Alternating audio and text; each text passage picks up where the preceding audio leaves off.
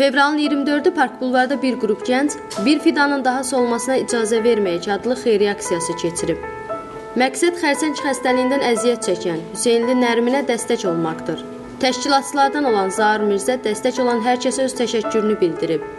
Bu aksiyanı təşkil etməkdə məqsədimiz sosial şəbəkələrdən də izləyə bilərsiniz. Bir çox telekanallar da göstərdi. 17 yaşlı Nərmin Hüseynli xərçəng xəstəliyindən əziyyət çəkir və bunun müalicəsi üçün Almaniyaya getmək lazımdır və 150 min avro pul lazımdır. Biz bu aksiyanı könüllülər özümüz təşkil etmişik. Bu aksiyadan gələn pul eləcə də müxtəlif universitetlərdə pullar yığılır.